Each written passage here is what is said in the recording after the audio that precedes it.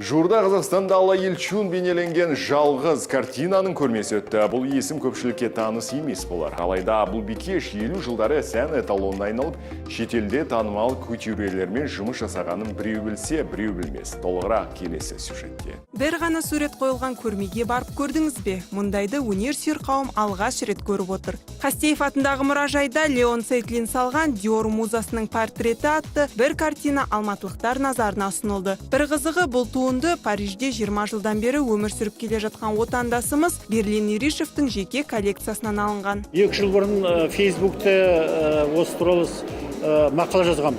Осы кісіні тауып алғанда, тарихын тауып алып. Содан өткен 5-ші июньға қыдырып жүріп, салондар көп қой Парижде. Сол бір салонды көріп, сол жабыспайын ба жатып алдым. Мұнан мен аламын деп. Ертеңіне осы музейге звонить еттім, алып келемін. Халқымызға көрсетейін деп.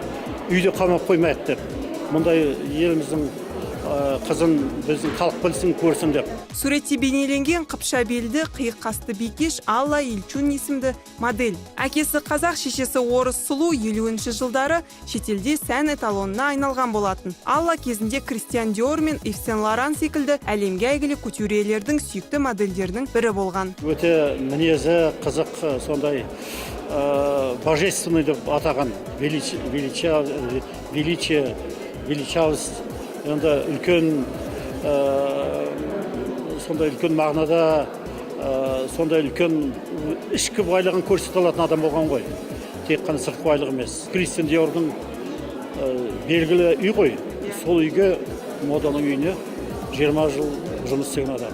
Тарихқа көз жүгіртсек, ай десе аузы, күн десе көзі бар сұлу, мұндай құрметке бірден бөлене қоймаса керек. Ресей империясында 1917 жылы орын алған революциядан соң кішкентай Алланың әке-шешесі Парижге жер аударады. Ал Кристиан Диордың музасына айналмас бұрын ол француз кафелерінің бірінде ыдыс жуушы болып жұмыс істеген. Бірде танымал дизайнер кездейсоқ кафе қызметкерін көріп қалып, өзіне жұмыс істеуге шақырған екен. Біріншіден екі ұлттың баласы, қазақ пен орыстың.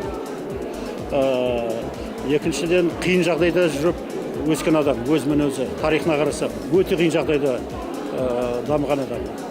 Сондықтан бізге үлгі болады, көрсін, жастар үлгі болсын деп. Бұл картинаның жасы 60 жастан асқан. Бұл 50-ші жылдардың ортасына салынған картина. Айта кетерлігі, жалғыз қылқалам туындысы қойылған көрме әлі бір айға созылады. Керемет туындыны сіз де көргіңіз келсе, Алматыдағы Қастеев атындағы мұражайға жол тартыңыз. Гүлайна Ақсұңқар, Темірбек Нұғманов, Хедлайнер.